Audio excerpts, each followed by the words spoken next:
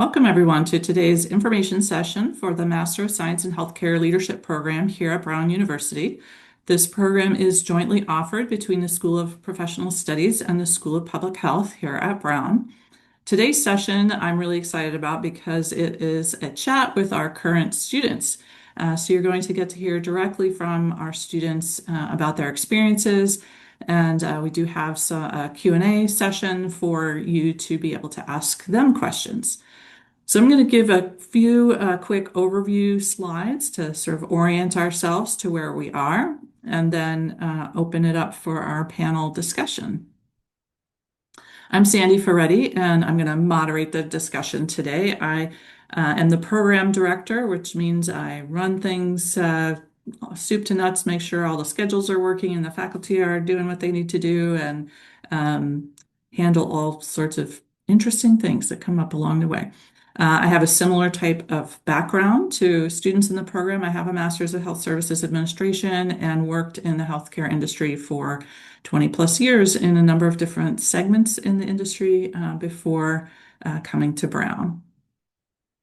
So for today's session, we're asking that you use the Q&A function on the menu bar of your Zoom meeting session. So you can enter your questions in at any time during the session, so that as you think of a question, you can just type it in, and we will, when we get to the guest questions part of it, we will certainly be ready to facilitate those questions. So please use that Q&A box.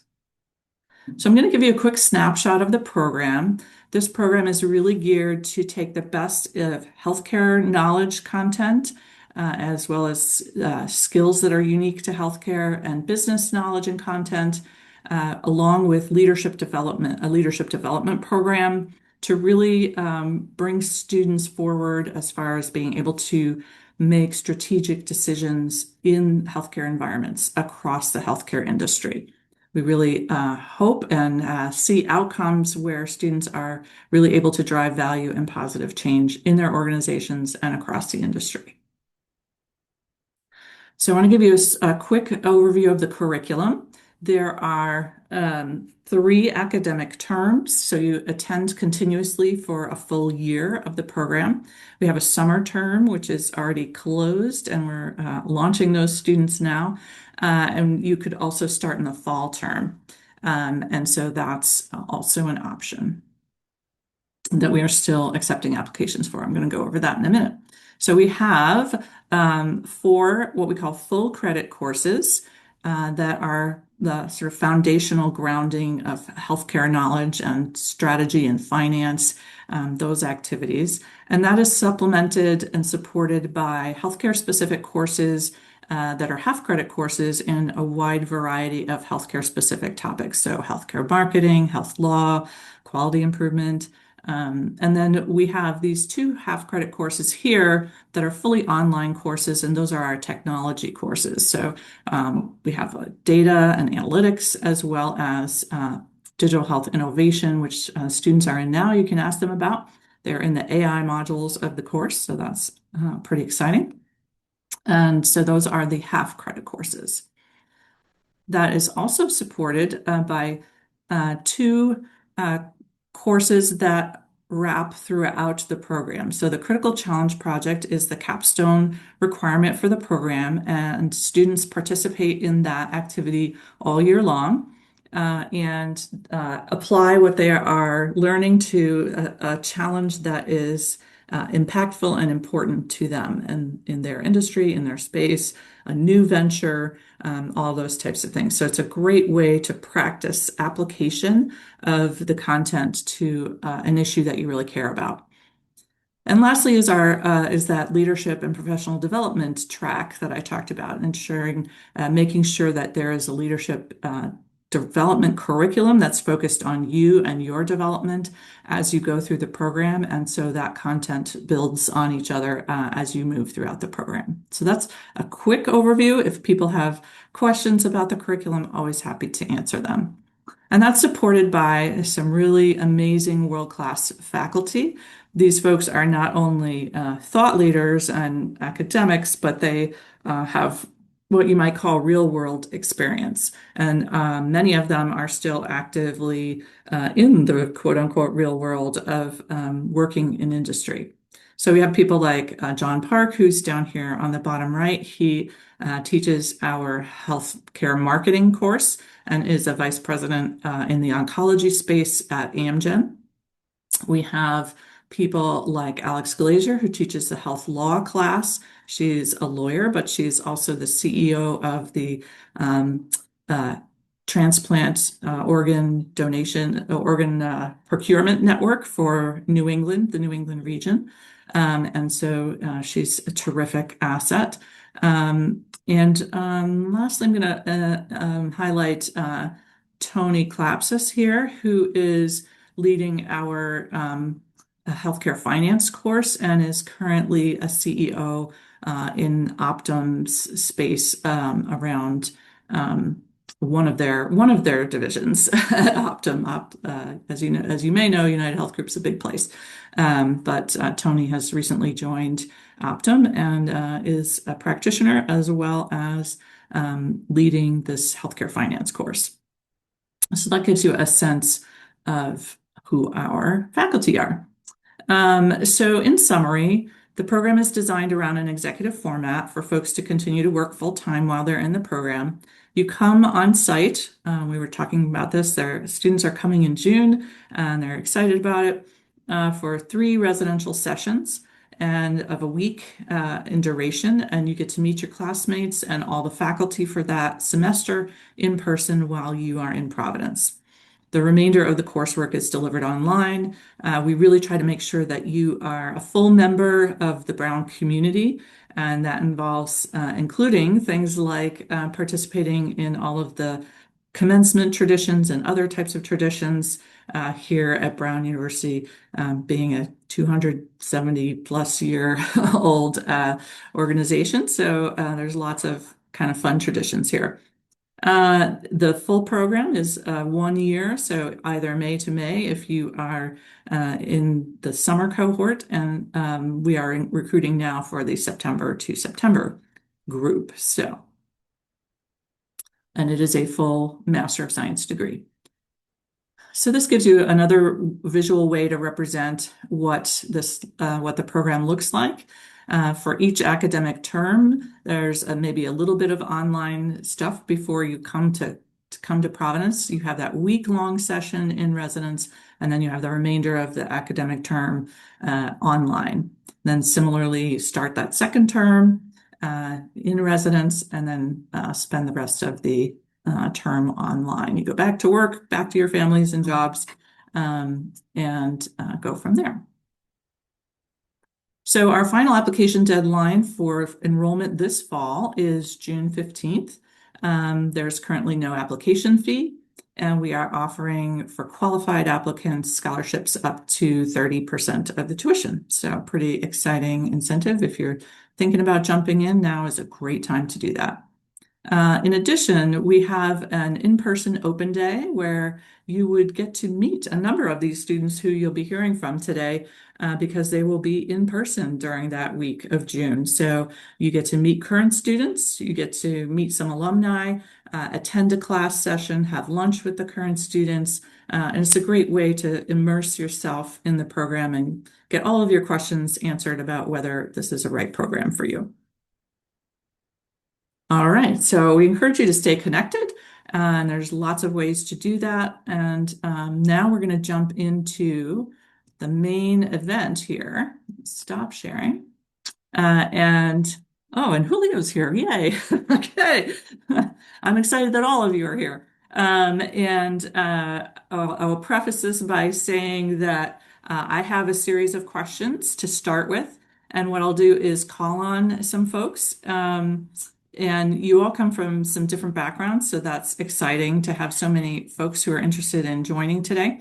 And so I'll call on a few of you and say, what do you have to say to answer that question? And then I will ask, does anybody have anything else to add, so that we're not having 7 people repeat the same answer.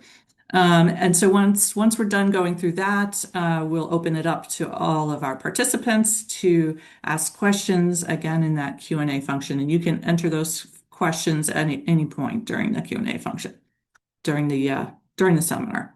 So the first question, which is where everyone will get a chance to talk, is I would love for you all to introduce yourselves, tell us a bit about what you do, when you anticipate graduating, and why did you come to this program? What drove you to pick Brown and this program for your master's degree? So let's start with Dana. Hey everyone, my name is Dana Reisner, and I am a registered nurse for a really long time. So currently I work for UMass Memorial in Worcester, Massachusetts, and I am their clinical education and outreach manager for organ transplant program. So basically I'm kind of out in the community, you know, creating, maintaining, facilitating working relationships, doing a lot of education with referring providers as well as patients. And the reason why I chose Brown was twofold. I was kind of on the fence between doing an MBA and an MHA, the Master of Healthcare Administration. And I actually had a fellow friend of mine, and she had mentioned, she's like, I had the same kind of concerns. And so she's like, I went to this great program at Brown. So it came from an actual Brown alumni. And yes. And so I looked into it immediately. I looked at the curriculum and I met with Sandy and I had talked to a couple people and I knew right then and there that that's kind of exactly the reason I wanted to take the program. Excellent. Thank you so Mm-hmm. much. All right, Mm-hmm. let's hear from Julio. Hi, everybody. My name is Julio Blasco. I'm a doctor at Brown University Health, and I'm also my division's director of quality and improvement. Um, I chose this program because I had been for many years wanting to know more about the how do hospitals and systems run, not just the medicine. And I actually heard of this program through an email. After similar to Dana, having played around with the idea of should I do an MBA, but an MBA doesn't really tackle a lot of what medicine is really about. And then I saw the curriculum, did what you guys were doing, and honestly went to my wife and said, like, I love this idea. I want to learn about finance. I want to learn about policy. It had a lot of the AI courses, and that really sold it for me. And I can say that it's been a great decision ever since it's paid off. Excellent. Excellent. All right, let's turn to Andrew. Hi, my name is Andrew Chan. I work in the medical device space. I'm the director of supplier management at a company called Merit Medical. Um, chose Brown very similarly. I was looking into MBA programs to progress my career and maybe, um, you know, move up into a vice president level or C-suite level. Um, this program was really great at doing two things. One, it had all the finance, marketing, how the healthcare system's interconnected, and then the other was that it's specific to healthcare, which is the industry that we all work in. So it gave it a really good insight into that sector. So between that and looking for MBA type graduate degrees, it was an immediate yes. Awesome. Let's turn to Erica. Hi, everyone. I'm Erica Sevitson, and I work here at Brown. I'm the Director of Health and Biomedical Library Services within the University Library. And I've worked in medical libraries for my entire career. And the reason I pursued this program, I've done a lot of leadership programs through my profession, and I was looking for something with a bigger picture sort of perspective. I've actually been sort of tangentially involved in the program since it started, and I was starting to think about what I wanted to do next. I considered it an MPH, and that didn't feel like a good fit. But what I knew was that I've always been on the academic side of academic healthcare. And I really wanted to get experience that exposed me to the big picture, like, the financial aspect of healthcare. Since Brown is separate from our hospitals, I wanted some more insight into the hospital side of things. And so this program really fit the bill. I mentioned to somebody I was working with who was a recent graduate, or actually one of the early graduates. I mentioned that I was considering the program, and she was just like, that program would be great for you. You have to do this program. And so I reached out to Sandy, and here I am. And I'm finishing in at the end of the summer is when I'll be finishing. Excellent. So you would get to meet Erica when you Yeah. come for the Yeah. in-person session on Yes. open day in June. And I'm going to Is switch my background, which is Providence, because I just realized that it's backwards and it's driving me crazy. But the School of Professional Studies is somewhere over here. yes. Wonderful. Which leads me to turn to Will. Everyone, Will Marshall here in Chicago, work in the investment office for Northwestern Medicine, one of the larger healthcare systems out in the Midwest. Similar to Julio, but in reverse order. I had ended up working at a hospital for the last 7 years of my career, but prior to that, I had almost no exposure to healthcare.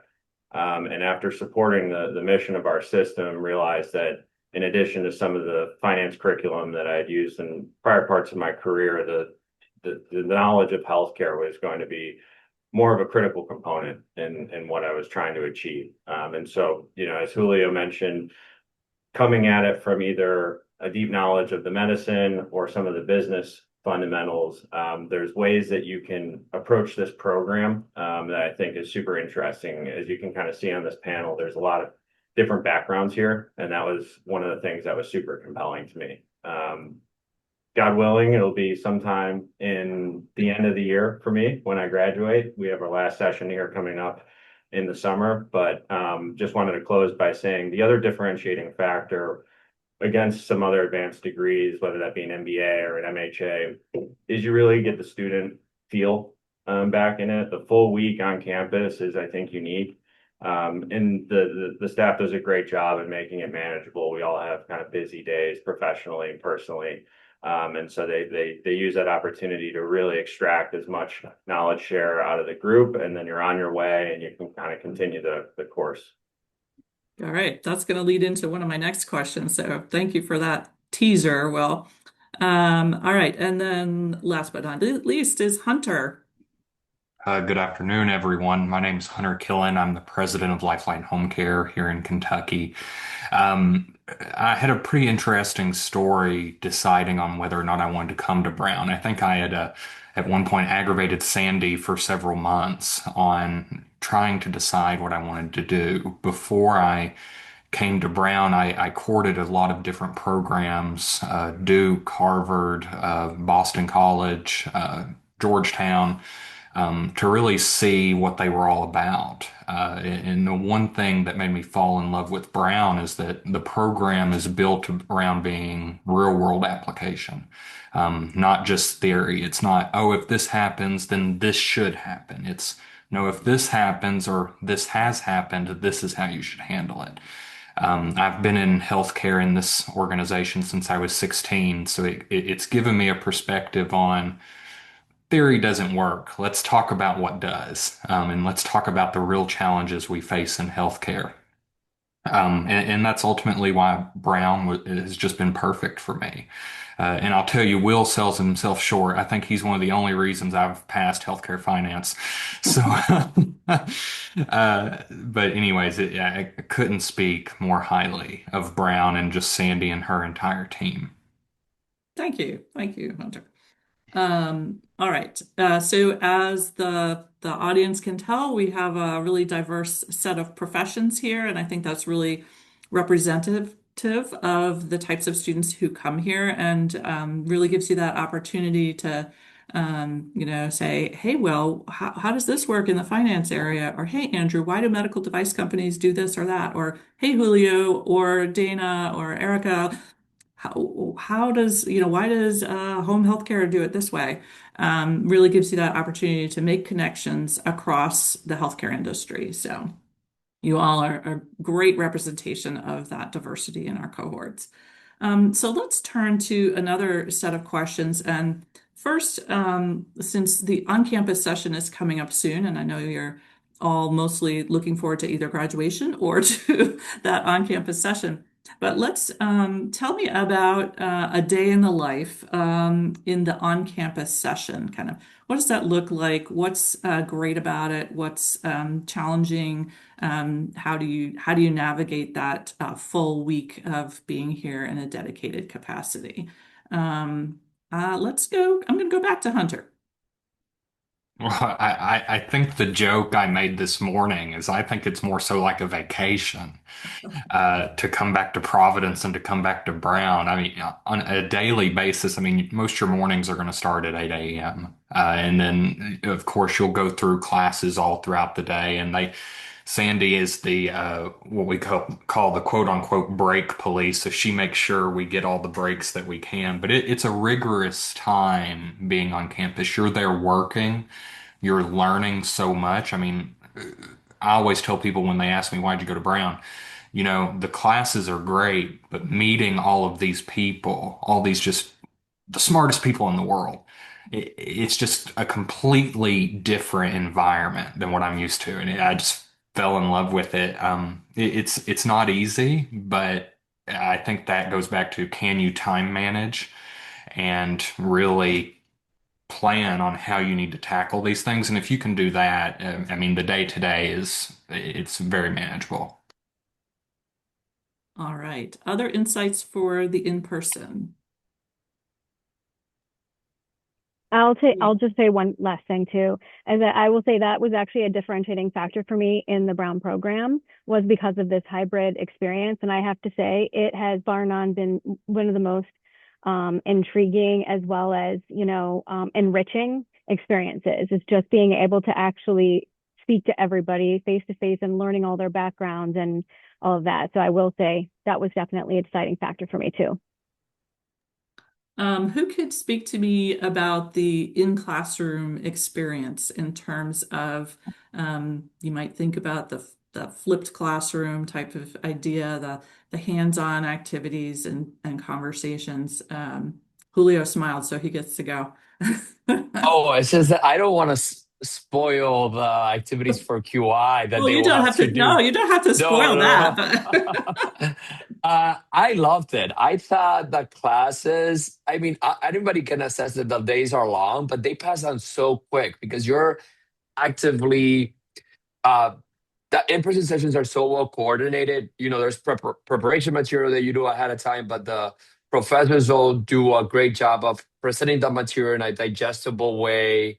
There's a lot of question asking, challenging your concepts. There's a lot of discussion between people amongst different variety. And there's the occasional group activity that, again, not to spoil anything, it's not what you will ever picture. And it always ends up being a question of discussion after the fact. Um, but yeah, no, the in-person sessions were really a highlight of the program, which I knew already was a big part of what I wanted to do it. But honestly, being back is one of the things that I would highlight the most. That it's the best thing, and also you get to see the people again, which is like you make the connections and you come in 3 times, and it's just really a really fun time. I mean, I see Dana. I've seen her 3 times. Gonna see her fourth on graduation, and it's always a great time. excellent. Thank you for that. Anyone else want to say, have anything to add about the on-campus sessions? Erica. Yeah, I mean, one of the things I found really valuable was, well, first of all, just when we first got there, just the ice breaking sessions, but also you're put into teams that you stick with for the semester, or depending on the course, it might actually be for your full time within the program. And you really learn how to work with those people really well. And it's people from a variety of backgrounds with a variety of experiences. The team I was on this fall, we had a couple of people from pharma. We had somebody who's an oral surgeon.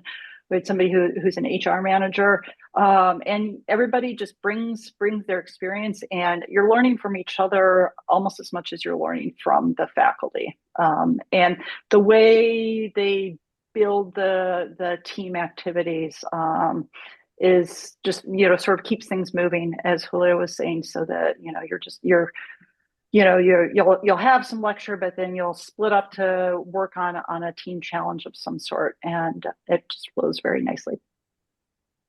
Excellent, excellent.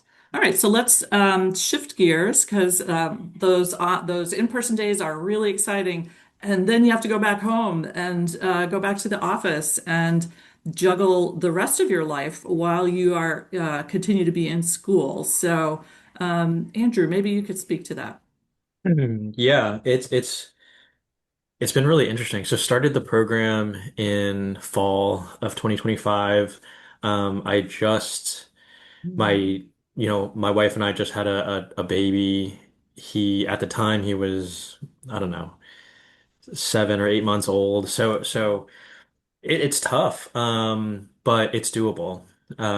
It's certainly a good amount of work, but the assignments build on each other. You really just have to spend, you know, not too much time, but every day be very consistent throughout the day. Go to work if you can get an assignment done or a reading done here during lunch or after the baby goes down or um, I've definitely transitioned more to instead of scrolling on my phone aimlessly, that I'm reading or listening to the lectures, or there's a lot of interviews with professionals in the industry that the professors are putting out. So those are super interesting instead of reading my or listening to my podcast on the way to work. Then I listen to these lectures or things like that. But it's certainly doable. But it requires a certain level of consistency throughout your day, or there's assignments due on weekends as well. So um I wouldn't say that it's the same as what I would say is it's something that I like to do. I really didn't realize how much I enjoyed learning or coming back to school after a long time in industry, and it is certainly a mental shift. It's not because I have to be, but it's because I want to. So yeah. Excellent, excellent. Will, do you have anything to add there? Yeah, I think Andrew did a really nice job of articulating, though it's a rigorous course load, it's manageable. The thing that I think I kind of knew coming into it, for anyone who's exploring advanced degrees, there's a tonal shift when you're an undergraduate or med school even. There's a rigidity around it that I think is intended to be more of a filtering process. And one of the bigger, more enjoyable parts here is that, if Andrew has an 8-month-old or someone switching a job or, they'll work with you. There's a kind of a collegial effort, because I think the goal that, I feel in my cohort and from Sandy and her team in the administration is the goal is to really educate everyone. And, to the extent that, you adhere to the guidelines and you make the due dates, like that's the thing you should do. But the goal is to then see you get that information in your head and not just say, well, there's something else here and we're going to have to go a different way. So it felt like kind of more welcoming, and yeah, the interest from the university and the staff to really make it as accommodating as possible, though it is rigorous. Excellent. Do any of our clinical folks have anything to add there in terms of juggling some of the life events or work events that are happening that sort of demand your attention? I would just echo Will's main point. Like there have been times where I'm in clinical duties and life has been crazy, and um, professors have worked around with me around the idea of, hey, I might not be able to reach this due date like right now, like life is hectic. Can I move this away? So just echo, like just being transparent. I think, like Will says, there's a supportive effort of people want you to learn, people want you to pass. Um, but the workload, similar to what Andrew said, like it's doable. I also want to echo that it's enjoyable. I want to say that everybody has their own preferences, but I find myself looking forward to the next lecture in finance and what I was going to learn the next week, or policy. So just want to say that as well.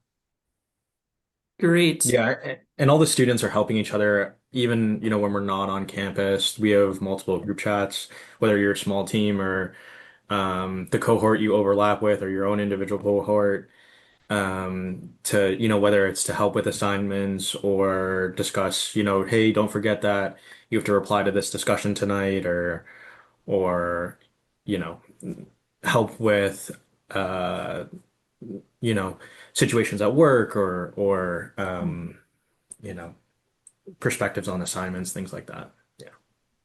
Excellent. Hunter. Yeah, I wanted to hit on something Julio said because I've found that this has been really beneficial. Is it, we all have lives, we all have things going on, we all have urgent things that we have to take care of. And I think the biggest thing is, as long as you're communicating with your team, with your professors, they're going to work with you. I remember for healthcare policy, I had a urgent issue here at work and everything. And I think I literally emailed the professor, hey, somebody has done something dumb. I can't turn in the assignment today because I've got to go rush and take care of this. And he was like, I totally get it. Just turn it in when you can. So, I mean, they're willing to work with you. You just have to communicate. Yes. Yeah, absolutely. So I'm glad to hear that from multiple of you. The other thing that I didn't hear you bring out, which see if someone wants to comment on, is what's the impact of being in an online environment with groups of students that you have met and worked with in person?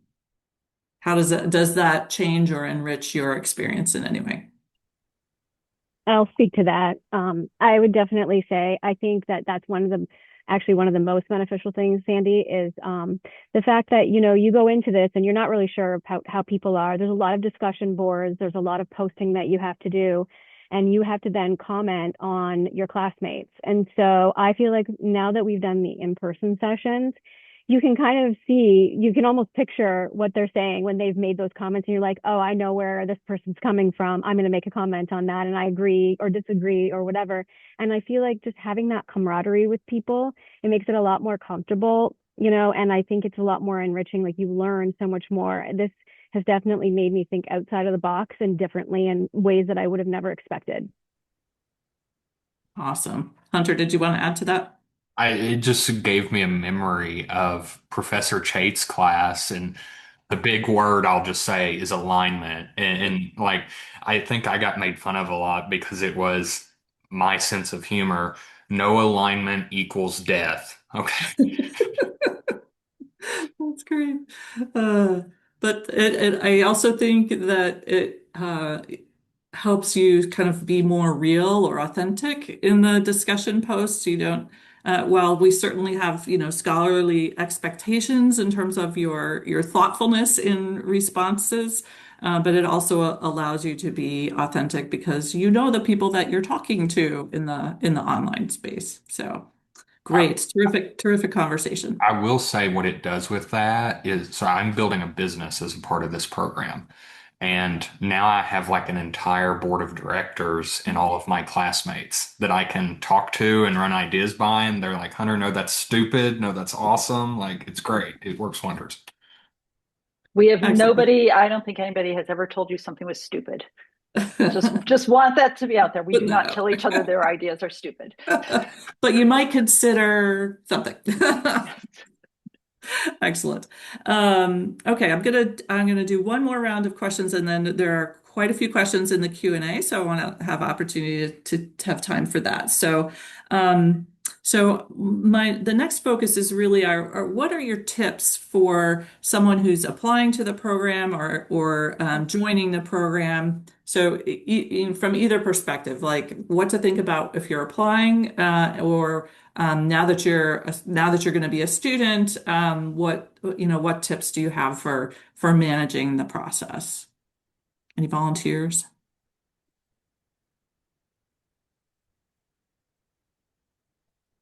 So the question was tips for applying. Yep, tips for applying, or Sorry, like I was once reading. you're in, tips for being in the program.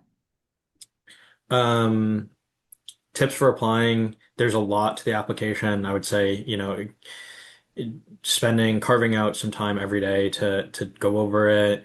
The letter of recommendations are kind of the critical path to it. So asking those people to write those earlier rather than later is huge because, you know, it's easy to write an essay for yourself. It's easier to kind of put off an essay that doesn't really impact your personal life. So I know, these people are in your network, but it's still it takes time and they have their own lives and things like that. So um, That's a definitely great get tip. those people identified and then have that conversation with them first.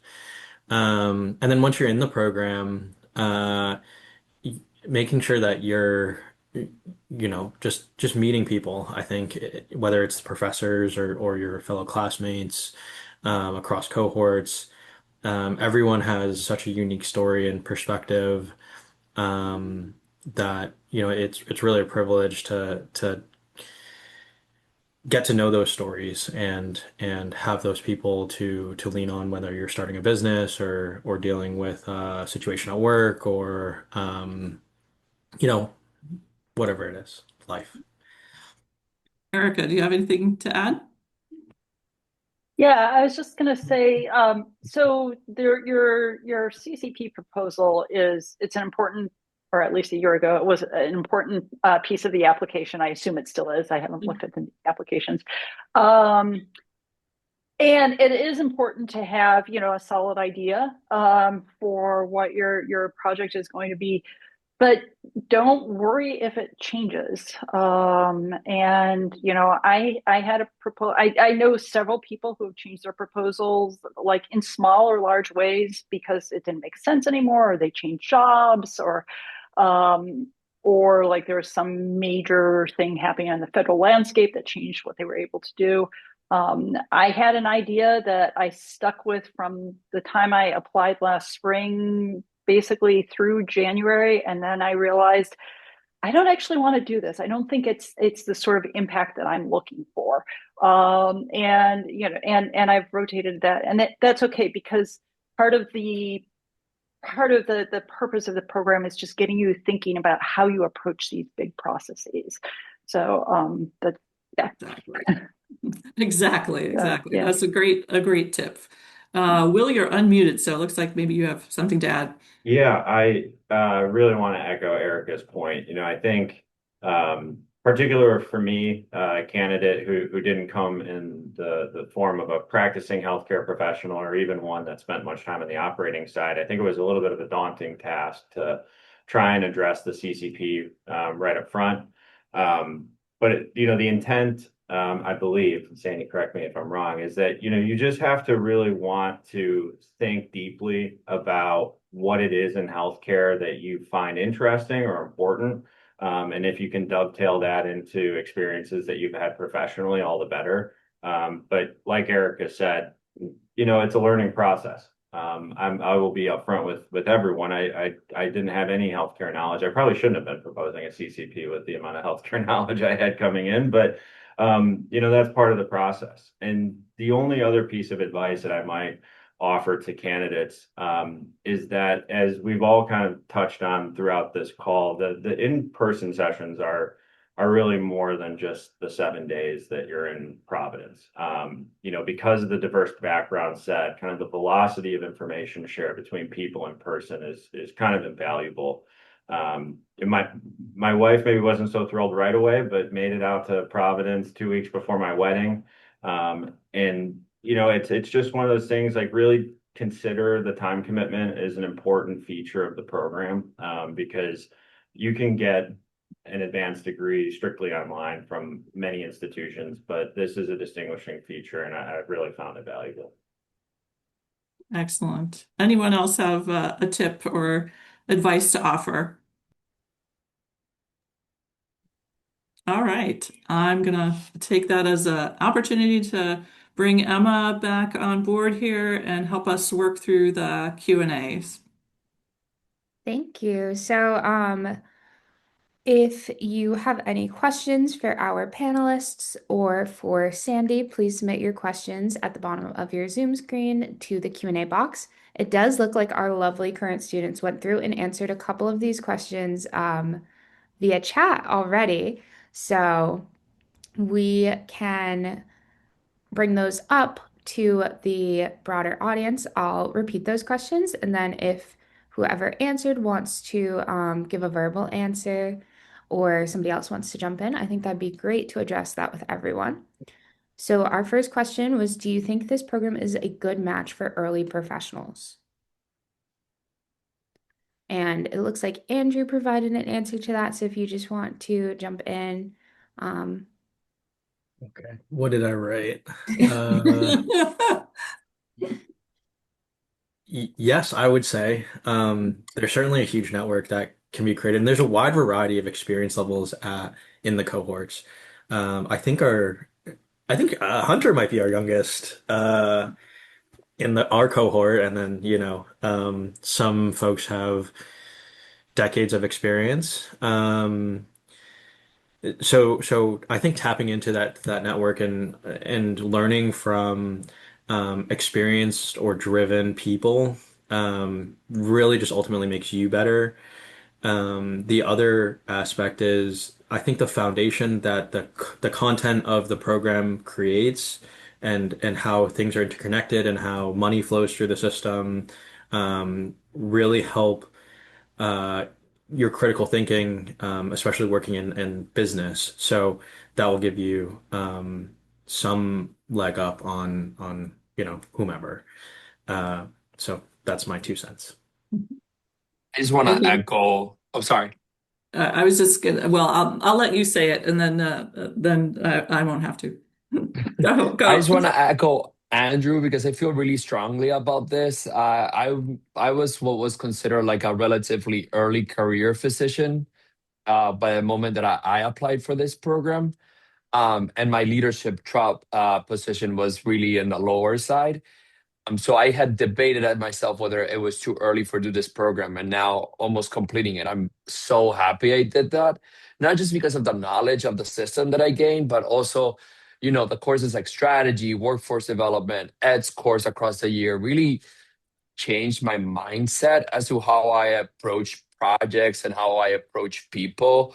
Right. I find myself using the word alignment and stakeholder and strategy a lot more to the point of like even myself thinking like, oh my God, I can't believe I'm saying it. But it's useful to think about it these ways. And certainly, like Andrew says, it does give you a leg up because not everybody's thinking that same way, and it certainly has helped me. But I can say like I've gotten promoted, and I think a big part has been because of proving that I can do certain things that I gained through my master's.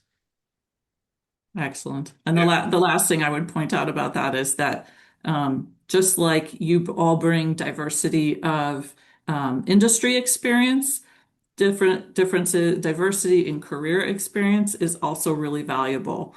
Someone whose early career is thinking about why does it have to be this way? And the senior person who's been around for 30 years can say, well, this is how it evolved, and this is kind of why we ended up here, and really provide that range of experience and knowledge, and allow the young folks to say, well, maybe we could do this better.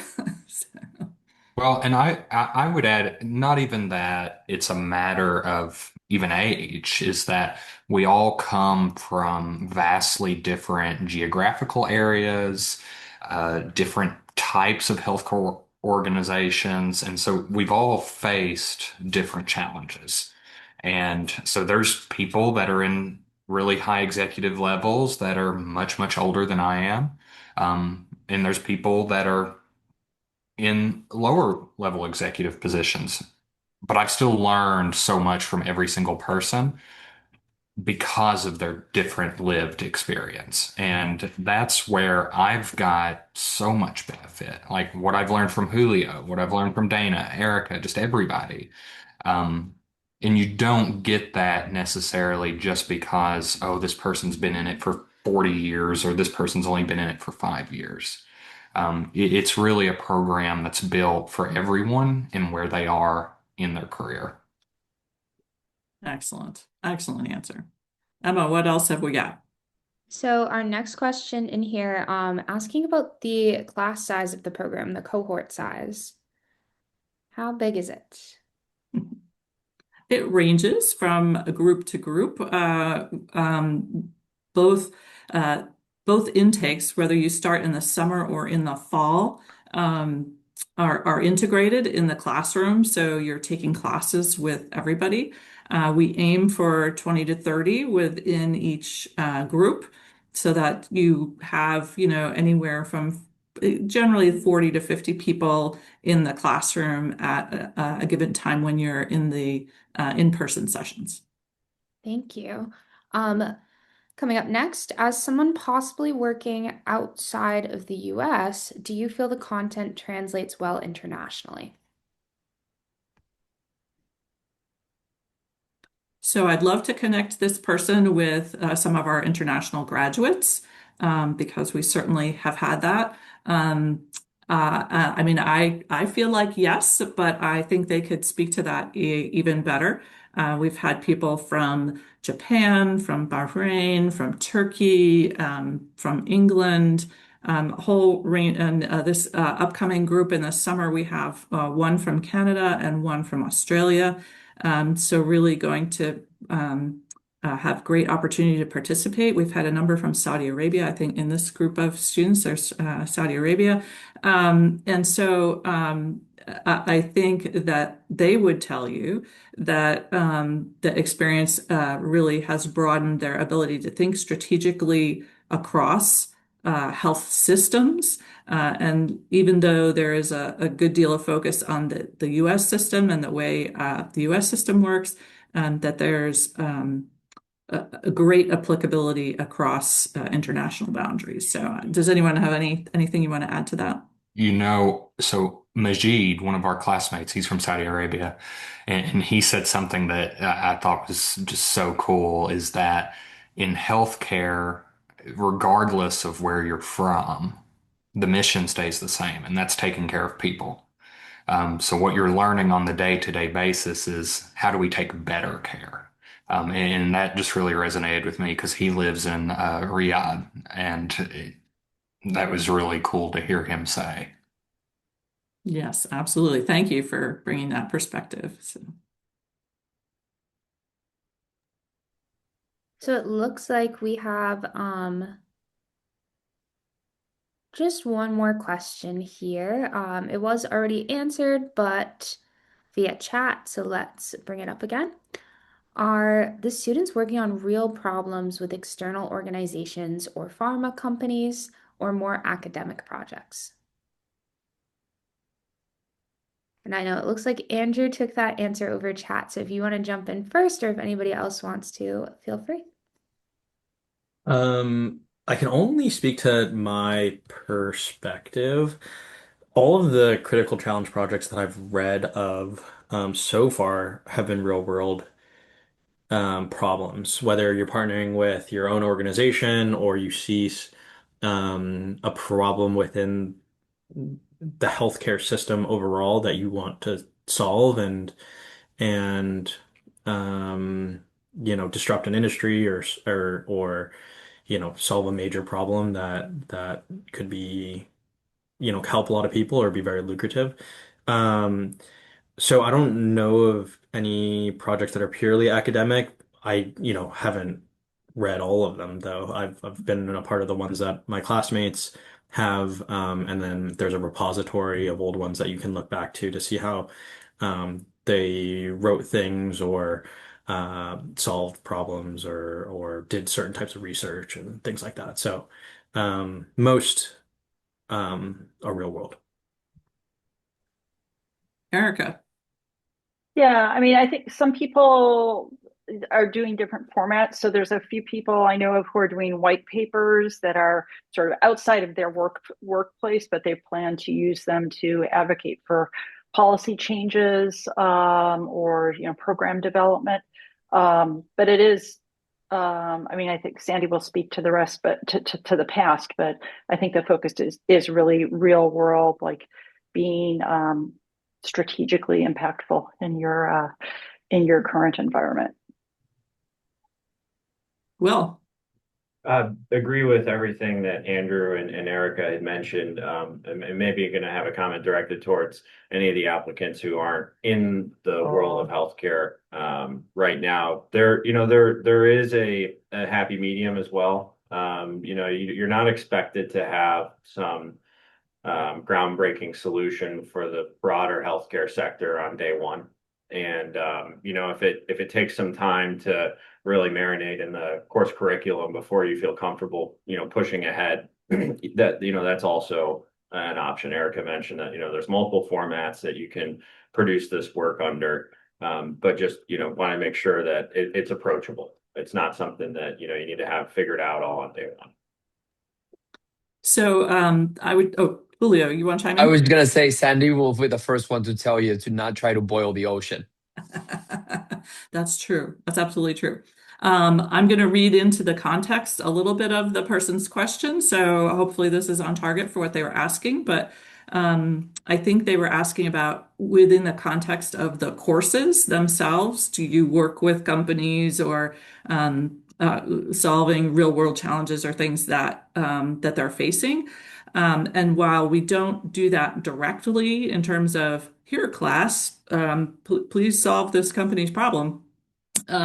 We do use a lot of case studies, a lot of formats that enable you to think through problems and processes in a structured way. So the faculty have really curated and thought through the types of real world examples that they want to use in the classroom to deliver the content that they're really working on. So there isn't necessarily direct like, hi, meet Joe CEO, and they're going to tell you what their problem is. It's more curated than that, I guess, if you will, and also enables us to really get at the content components of, like, let's say strategic thinking, for example, in terms of case examples of things that have happened. Will, help me out. Yeah, no, just you're absolutely correct, but I do just want to give credit to the faculty at Brown. More executives than I can count across the industries of providers, insurers, corporate interests. And so while there may not be a directed effort to solve a specific question inside one of these organizations, you actually do get the presentation from these leaders that discuss it. And so it's, one of those things where you get to talk with the whole cohort on the backs of some of these presentations. And, it's about as real world as you can get. Yes, we do bring in a number of guest speakers, faculty tape interviews with key leaders. We have keynote speakers. We have a critical, kind of what's hot topics in healthcare that we try to bring to every residential session, so you get an opportunity to talk about what's the latest thing that's on fire in healthcare, and having some experts be able to talk about it and exchange conversation. So yes, very real world in that regard. So one of the projects or in-class discussions we had that I thought that was really interesting is, let's pretend you're a manager of a healthcare clinic and 70% of your staff are Hispanic and ICE is at the door wanting to come in. What do you do? And so we all had roundtable discussions on do this, do that, blah, blah, blah, and got really technical into this. It's like we were attorneys. And so that was a really fun experience, but it made you think critically about, this isn't something you deal with on the everyday basis, but you can deal with it. So what are you going to do? Yeah. Yeah. Like these things are happening out in the world in the current day in the environment. So let's think through how we would want to be prepared. So, excellent. Well, I want to say thank you for this really engaging conversation and providing some really fabulous insights into your experiences here. I really appreciate everybody jumping on board to help. And I know that if anybody wants to talk to any of you, I'm happy to connect you all in offline so that you can talk to prospective students. And as a reminder, our fall applicants to join us this fall in September and meet some of these fabulous people would be June 15th is the last application deadline. And we do have an in-person day on June 5th that would enable you to kind of get that experience of being here in person in Providence. So we hope to see a number of you there, and thank you all for joining today, and we look forward to your applications. Thank you, everyone.